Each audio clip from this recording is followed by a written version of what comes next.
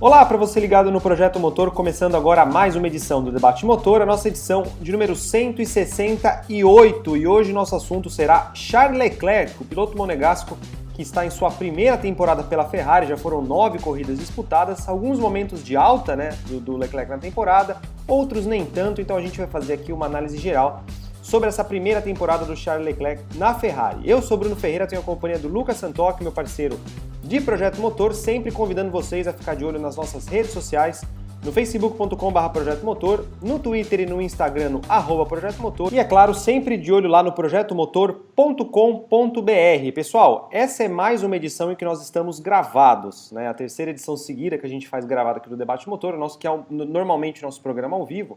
E eu até percebi que nas últimas semanas o pessoal até falou, pô, que pena que tá gravado, né? Muito mais legal quando é ao vivo, a gente concorda com isso também, mas por algumas mudanças nós não estamos conseguindo fazer o programa ao vivo nas quintas-feiras à noite, mas por enquanto, né, até para a gente conseguir manter sempre esse horário, às quintas-feiras às 21 horas, um horário fixo aqui no nosso canal, com conteúdo novo, com material, com uma discussão interessante, a gente está fazendo gravado, mas em breve nós podemos ter mudanças também. Lucas, seja muito bem-vindo a essa edição, eu queria já começar indo direto ao ponto.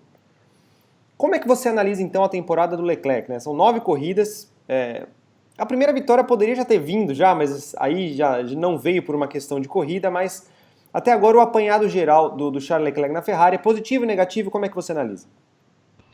Fala Brunão, fala galera que está sempre acompanhando a gente aqui no Projeto Motor, lembrando que é gravado, né, mas deixem seus comentários e tudo mais que a gente responde, né, inclusive a gente tem participado do chat quando a gente faz a transmissão.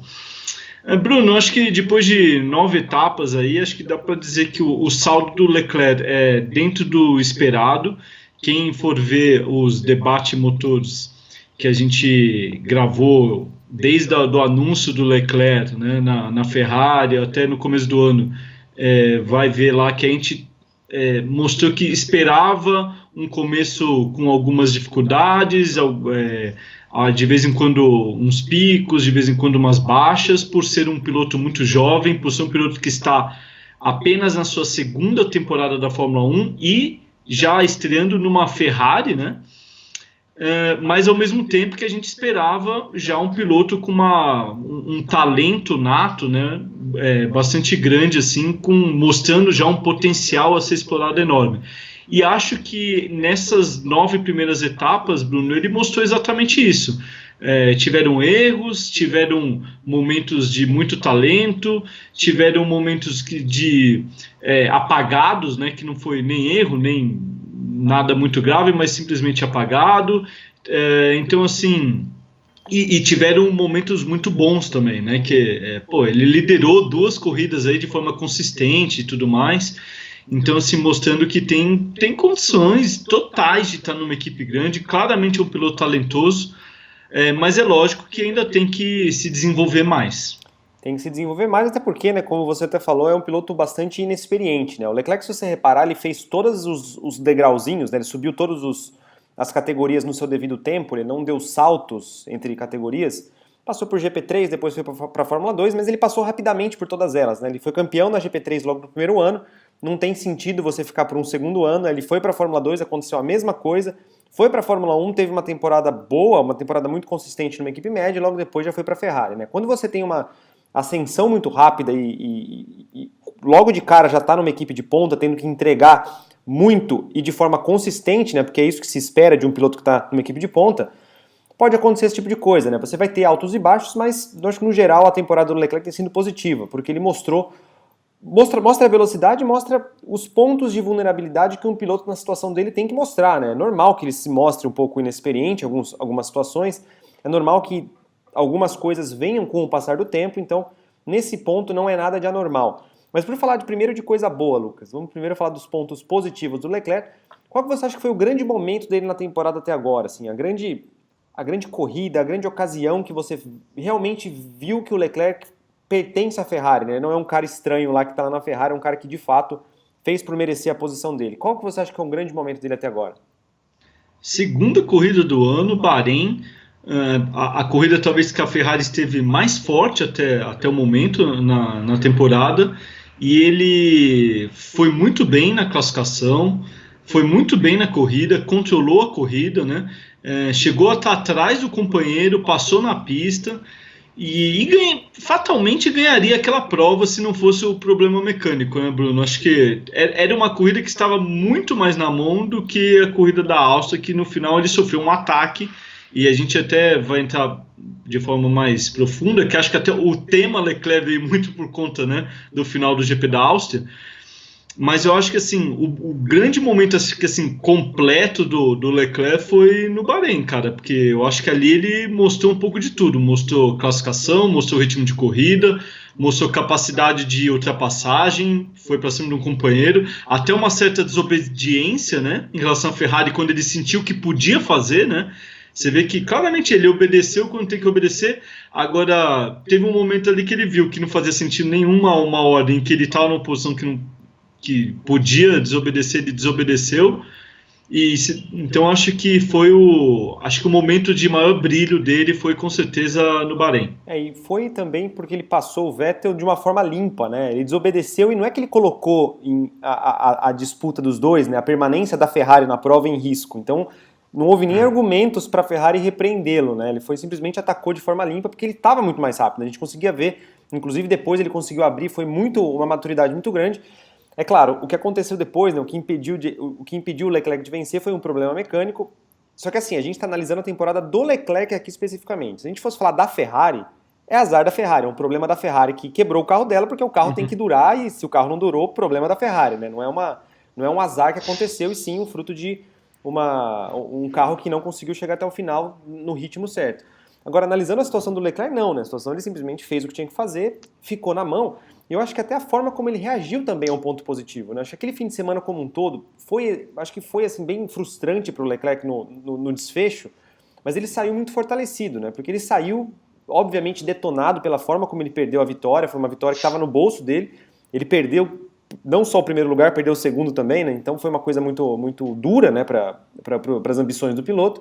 E ele saiu com um discurso completamente maduro, né? Falando, acontece, corrida é assim mesmo, vamos... Toda a frase que ele falava nos finais das entrevistas dele, das entrevistas que ele dava era nós vamos voltar mais fortes, nós vamos voltar mais fortes. Então mostrou que ele realmente tem uma cabeça boa, né?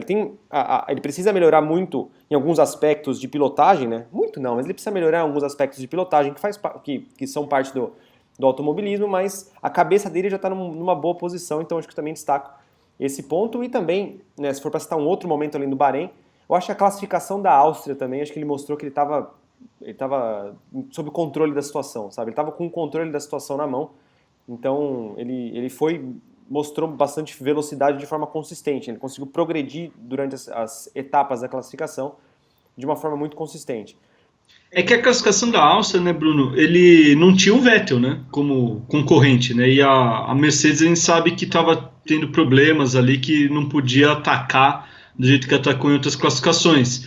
Mas eu acho que o que mais me chamou a atenção talvez na Áustria é que ele dominou o final de semana, né? Sim. Ele foi mais rápido que o Vettel o final de semana inteiro, né? Então acho que talvez sim tenha sido, e acho que isso um pacote ali que dê para ele com certeza um brilho para esse final de semana. É que ali no finalzinho, né, eu achei que ele deu uma vaciladinha, mas não vamos falar disso daqui a pouco. Vamos falar disso então. Vamos falar então sobre o ponto fraco, né? O ponto fraco que não o ponto fraco, mas o momento fraco, o momento que você foi mais de baixa para o Leclerc na temporada até agora. Qual que você aponta? Classificação do Azerbaijão.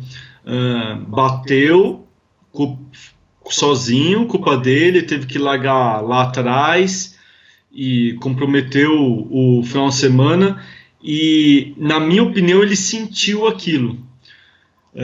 O Leclerc, assim, ele tem cabeça boa, como você falou, a gente vê que ele é um cara calmo, né? Ele tem 21 anos e fala como se tivesse 40, né? Impressionante, né? A gente já falou várias vezes isso, mas realmente, assim, e quem já entrevistou ele, quem já teve uma coletiva dele, né? Eu tive, acho que você também teve, né, Bruno? A gente vê que é um cara, assim, que até chama atenção, né? Fala, nossa, você tem 21, cara. Mas eu acho que ele sentiu. Eu acho que depois, nas classificações seguintes, ele caiu um pouquinho depois do Azerbaijão, e porque ele ficou com um pouco de receio de ser agressivo, de atacar. E na Fórmula 1, na classificação, se você não tiver 100% confiante, não vem no tempo. Classificação na Fórmula 1 é uma coisa muito difícil, porque é uma volta que você tem que fazer o pneu funcionar, que você tem que jogar tudo do carro, e ele não estava, ele ficou ali um tempinho ali sem estar 100% na classificação. Por isso que eu acho que no GP a tomada de tempo do Azerbaijão acabou pegando um pouco ele. E você também pode reparar isso até pela forma como ele reagiu, né? Ele foi muito honesto, né, na forma como ele lidou. Logo no momento que ele bateu, a primeira coisa que ele falou foi: nossa, eu sou muito estúpido, né? Ele foi duro consigo mesmo, porque ele realmente viu que ali era um fim de semana em que ele vinha muito bem, né? Ele tinha velocidade, progredindo bem durante as sessões. É uma pista que ele anda muito bem, né? Desde a Fórmula 2, quando ele venceu em 2017, num fim de semana muito ruim para ele, assim, em termos pessoais. Ele tinha acabado de perder o pai dele. Chegou lá e fez um tremendo fim de semana, a mesma coisa em 2018 também, quando ele andou muito bem. E aí em 2019 a gente viu esse momento sendo quebrado de uma forma até brutal, porque foi um erro que ele cometeu, né? Então ele sentiu bastante isso. É claro que se a gente for analisar a temporada dele como um todo, né? Eu acho que também, eu imagino que até muita gente vai pensar nisso, são os pontos que não têm relação tanto com ele, né? A gente está aqui, assim como a gente falou nos pontos positivos, o ponto negativo a gente está falando sobre o Leclerc, né? Sobre as coisas que ele tem feito, as coisas que ele tem feito bem e as coisas que ele não tem feito tão bem assim. Mas se a gente analisar a temporada dele como um todo, ele teve outros momentos de baixa que não tiveram relação direta com ele, como por exemplo a classificação de Mônaco, em que a Ferrari, ali sim dá para falar de forma até mais contundente que foi um vacilo da Ferrari, porque dava para ver que aquilo estava se desenhando já, né? A Ferrari manteve ele no box durante o Q1, tava na cara que os tempos iam melhorar, tava na cara que você via muito piloto que talvez a Ferrari contaria que não melhorasse, melhorando, e não deu outra, né? Cair no Q1, a pior pista possível para você cair no Q1, né? Que é Mônaco, que ultrapassagem é muito complicada. Então, esse é um ponto baixo da temporada dele. E outros, né? Se a gente for citar a questão de estratégia da Ferrari, né? Acho que no começo da temporada, tanto o Vettel como o Leclerc, a gente teve ali algumas corridas em que um parecia que estava atraindo o outro, né? O GP da China é um exemplo. O GP da China foi em que um estava atrás do outro, e o piloto que estava atrás estava reclamando: poxa, eu tenho mais ritmo para dar, só que eu não consigo passar, me deixa passar. Trocaram de posição e a situação se manteve, só que em ordem invertida, né? Porque um não conseguia se desvencilhar do outro. Então a Ferrari, até para evitar esse tipo de situação, ela dividia as estratégias, né? Para fazer um ir por um caminho diferente do outro e aí tentar com que eles estejam numa situação competitiva, mas em pontos separados, né? Em estratégias diferentes para não atrapalhar a corrida do outro. E por muitas vezes o Leclerc pegou umas estratégias questionáveis, né? Uma situação complicada. O Vettel também teve isso, né? Mas como a gente está falando aqui do Leclerc, acho que é mais pertinente focar mais nisso. Mas o Leclerc pegou também algumas estratégias que você questionava a situação da Ferrari, e isso tem consequências se você analisar a pontuação, se você analisar até a construção de confiança do piloto, né?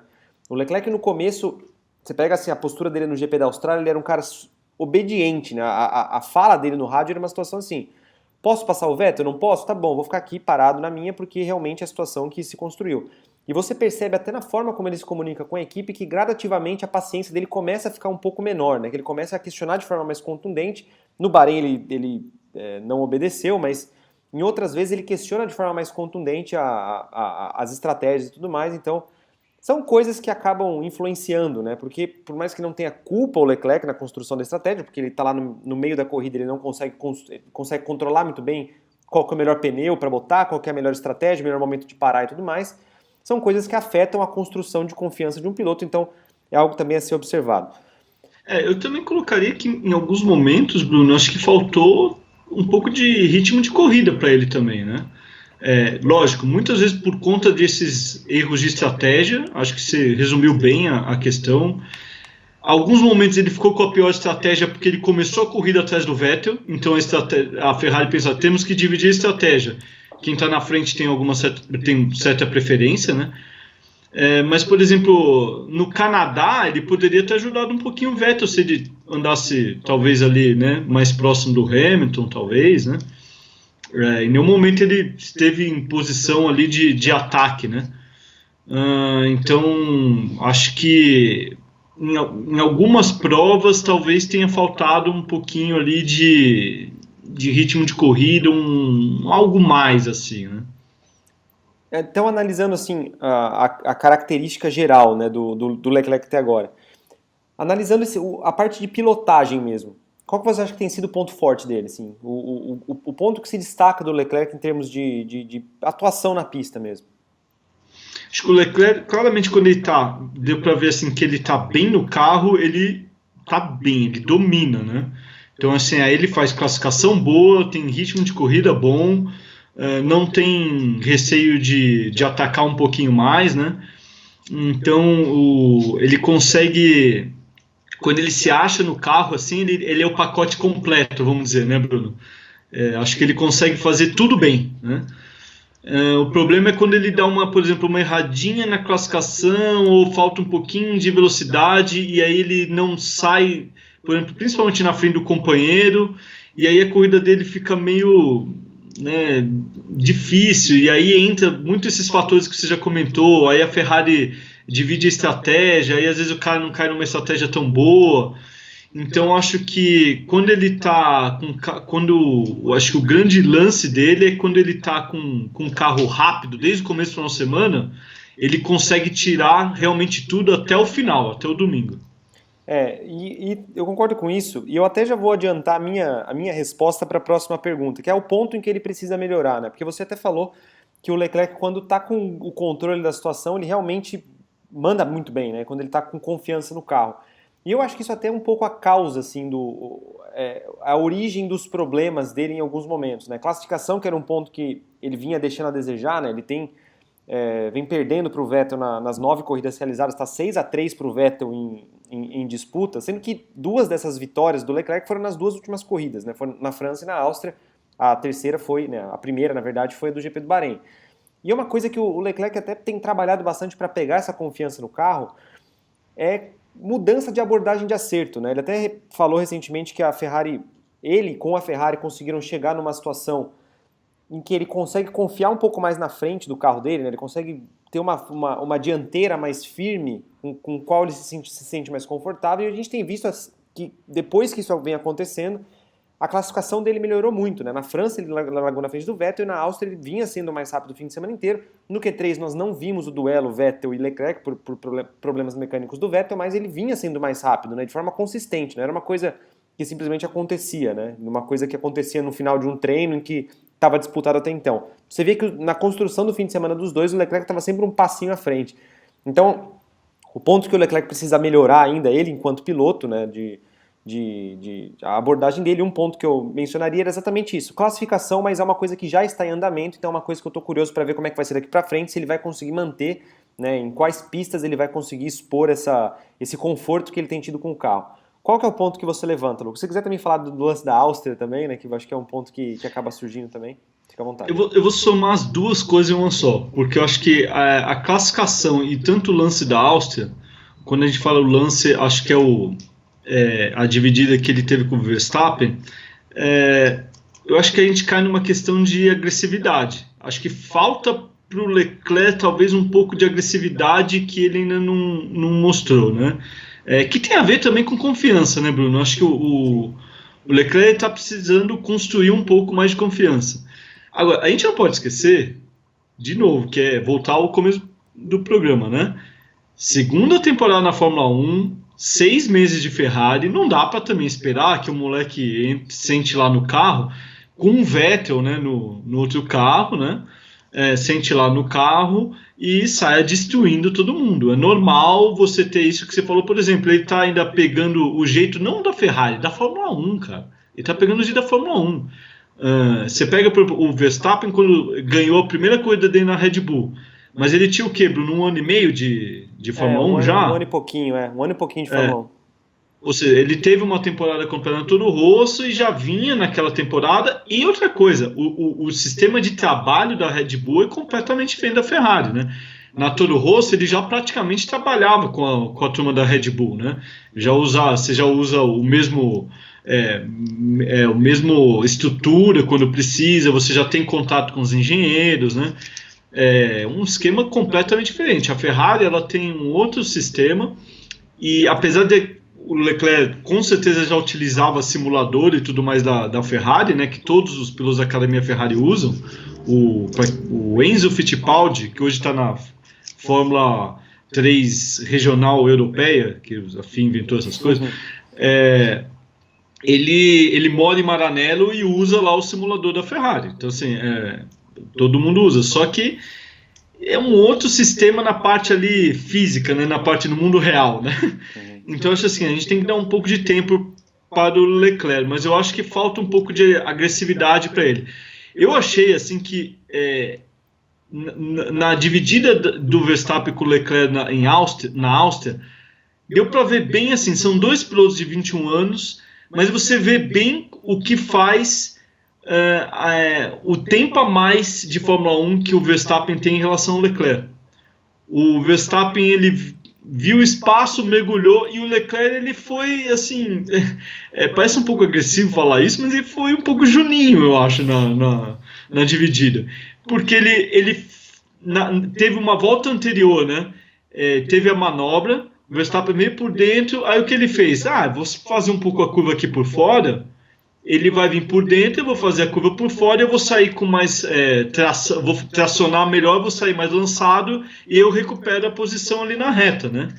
Só que, cara, na Fórmula 1 não dá pra você ficar fazendo o mesmo truque várias vezes assim, né? Aí é lógico que na volta seguinte, o Verstappen ele ia estar mais ligado o que o cara ia fazer, e aí o Verstappen não deu o espaço que ele achou que ia ter. Aí depois ele reclamou e tudo mais, e na minha opinião, sem direito, tá? Acho que a gente já falei no bate-pronto, já falamos 1000 vezes nas redes sociais que a manobra para mim é totalmente limpa, e eu vi muita gente falando, não, mas a regra não fala isso que vocês estão falando, tá? A regra não fala isso que vocês estão falando. Vai ver a regra antes de falar. A regra fala em deixar espaço, mas depois que se você acompanha o traçado normal da curva, você passa o apex da curva, o traçado normal é você abrir a curva. E aí, quem que está no traçado normal? É o Verstappen, não o Leclerc. Então o Leclerc precisa voltar para o traçado. Se o Verstappen já está lá, então o Leclerc tem que recolher, não é o Verstappen. Não sei se o Bruno... mas é isso mesmo. O Verstappen, naquele momento em que ele freou mais tarde e conseguiu se colocar por dentro, ele ganhou o direito, né, da tomada. Ele que ganhou a preferência da tomada, né? Então, não é que o Leclerc tinha aquele espaço que o Verstappen tomou... o Verstappen não deu porque era um espaço de direito dele, né? Não, na verdade, se alguém tinha que ceder naquele momento, a partir do momento que o Verstappen conseguiu frear mais tarde, quem tinha que ceder, falou assim, olha, perdi a posição, eu vou ter que mudar minha abordagem, era o Leclerc, né, de fato. Acho que é por isso também que eu também tive essa mesma leitura daquele lance. É completamente diferente, por exemplo, do lance na mesma curva do Rosberg com o Hamilton, porque o Rosberg ele não faz a curva, né? Ele vem e antes deles entrarem para a curva, ele vai reto, né? E ele tenta jogar o Hamilton ali para fora mesmo. E aí os dois batem, e por isso que o Rosberg é punido, mesmo estando por dentro. E é diferente também, só para completar a diferença, porque assim, a dinâmica é diferente, né? Porque ali foi o Hamilton que passou o Rosberg, né? O Hamilton ele conquistou a preferência na ultrapassagem e ele estava à frente. Então o Rosberg tentou tomar esse espaço na marra e foi no começo da curva e não no meio, nem muito menos no final. Então foi muito diferente, foi no mesmo ponto. Os choques são mais ou menos parecidos, mas a dinâmica é totalmente diferente, né? Totalmente diferente. Mas colocando isso, eu acho que assim, eu acho que foi um vacilo do Leclerc. Será que ele conseguiria, mesmo que ele tivesse mudado, ele manteria a posição? Porque o Verstappen veio muito forte, né? Seriam mais 2 voltas para ele manter, né? Cara, a Ferrari tem velocidade reta maior que da Red Bull. Então, assim, a chance dele manter a posição existia, né? Será que manteria? Aí é difícil dizer. O se cabe tudo, né? Porque por um segundo ali tinha gente achando que quem ia ganhar a corrida era o Bottas, porque provavelmente os dois iam, né? Mas mas ele acho que acabou assim. Ele deveria ter fechado um pouco. Ele poderia ter diminuído as chances do Verstappen fazer a manobra, né? E aí eu acho que pesou um pouco a experiência. Eu acho que ele foi. Ele não, ele deveria ter sentido que aconteceu o que aconteceu, né? E é incrível como você vê que mesmo numa época em que se pune tudo na Fórmula 1, você vê que não, ainda bem, o Verstappen não foi punido. Então, assim, realmente não tem o que reclamar. Mas são coisas que vêm com o tempo, né? Você falou do Verstappen, que é muito curioso, porque os dois foram rivais no kart, né? A gente até fez um texto disso lá no site, e os dois têm 2 semanas de diferença de idade, né? Os dois são realmente contemporâneos de vida. mas de carreira não, né? O Verstappen chegou muito mais cedo na Fórmula 1, então obviamente ele pegou essa casca, né? O Verstappen também cometeu seus erros, cometeu seus excessos. O Verstappen é um cara que a agressividade dele vai de cima para baixo, né? Ele comete excessos e lapidou até chegar no nível ideal. O Leclerc talvez esteja no nível de baixo para cima, né? Ele está sendo pouco agressivo e também, às vezes, ele precisa começar a ser mais e mais agressivo até chegar no ponto ideal também. Pode ser que ele cometa um excesso ou outro, né, nessa busca pelo nível ideal de agressividade, pode, mas acho que é uma situação que acontece com o tempo, né? Agora que ele vai estar numa equipe de ponta, vai estar cada vez mais disputando posição com pilotos não só mais experientes que ele, mas muito rodados, né? Uma Ferrari você disputa a posição com Hamilton, com Bottas, com Verstappen, né? Com caras que são rodados e muito talentosos. Então fica um pouco... não disputa a posição com Latifi, né? Com Biotto. São caras mais rodados. Olha só, até olhei aqui para o Verstappen tem 90 GPs e o Leclerc 30. Cara, é uma diferença considerável de experiência e de coisas que você passa na vida, né? Pois é. E Lucas, então nós chegamos com 9 etapas na Fórmula 1. O Leclerc está em quinto no campeonato, ele está 18 pontos atrás do Vettel. O Vettel está em quarto. Na verdade, as duas Ferrari estão atrás do Verstappen, né, que com essa vitória conseguiu passar e chegar em terceiro. Como é que você projeta, então, esse final de temporada, né? Esse final, que acho que está terminando a temporada ainda. Não tem mais a metade da temporada pela frente, mas como é que você vê, então, esse desenvolvimento de temporada do Leclerc de forma que ela seja um desenvolvimento positivo para ele? Assim, o que você acha que ainda precisa acontecer para o Leclerc poder chegar no final do ano e falar, realmente essa temporada foi boa, um bom começo de carreira na Ferrari, e aí a gente pode sonhar mais alto de 2020 para frente? Cara, depois do que aconteceu no Bahrein e na Áustria, eu só posso esperar que ele ganhe uma corrida, né? Ele precisa encaixar essa corridinha aí, né? Eu lembro um pouco, você lembra do Damon Hill em 93? Passou na trave várias vezes. Passou na trave, até que teve...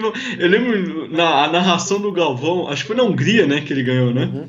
Já na segunda, a Hungria sempre foi segunda metade do campeonato. Naquela época, inclusive, que tinham 16, 17 corridas, eu não lembro quantas corridas tinha, mas eram bem menos que hoje. Foi 16. 16 corridas, ou seja, e a Hungria já devia ser tipo 11ª, alguma coisa assim, né? E eu lembro na narração do Galvão Bueno falando, se não ganhar hoje, não ganha mais. Né? Mas eu acho que o normal do Leclerc acontece. O momento do Leclerc está sendo assim, ele começou bem, teve uma quedinha e agora está em ascensão de novo nas últimas duas provas, né? Então acho que o normal do Leclerc é agora ele continuar essa ascensão. De novo, ainda espero irregularidade, alguns altos e baixos, até por conta da Ferrari. A gente sabe que assim, um GP que talvez o Vettel esteja bem, tudo a gente sabe como é que a Ferrari funciona, né? Mas eu espero que ele tenha sim chance de ganhar uma corrida até o final do ano para falar, foi um bom ano na Ferrari. E convenhamos, né? Ele passou perto de ganhar Bahrein e Áustria. O Vettel esteve perto de ganhar Canadá só. Então, assim, você vê que já pensando em metade do campeonato, vamos dizer assim, ele deu 3 chutes a gol, ele deu 2 chutes a gol, né? Errou os 2, mas deu 2 chutes a gol, e o Vettel deu 1 chute a gol e também errou. Então, assim, ele não é tão ruim assim, né? Então, acho que a tendência é ele continuar tendo esse crescimento. No momento que ele encaixar mais classificações mais rápido que o Vettel, acho que nós vamos aumentar isso. Lógico que aí tem toda a questão também o seguinte, o que aconteceu na Áustria não vai se repetir toda a prova, né? Então assim, a Mercedes vai voltar a ter algumas provas de domínio da Mercedes, mas ele vai ter ainda aí, nas minhas contas, Bruno, pelo menos mais 2 ou 3 oportunidades aí de encaixar uma corrida como foi Bahrein ou lá na Áustria.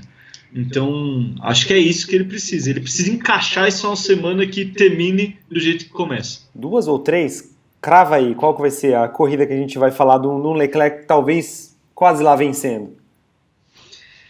Não, eu acho que existe uma tendência forte da Ferrari voltar a andar... Não, nem da Ferrari, mas a Mercedes andar mal. na Hungria, que aí você soma de novo um pouco de tudo que você teve na Áustria, que é possibilidade de calor, poucas retas para refrigeração. Então, apesar do circuito teoricamente ser bom para Mercedes por conta das curvas de baixa, né, em média, mas eu acho que existe esse outro lado que pode ajudar um pouco a Ferrari, né? Então, acho que Hungria é uma prova que a gente pode ver ali briga de novo dele. México, aí sim também outra corrida que acho que a Mercedes pode ter dificuldade, a Ferrari acredito que vai estar forte, especificamente no México.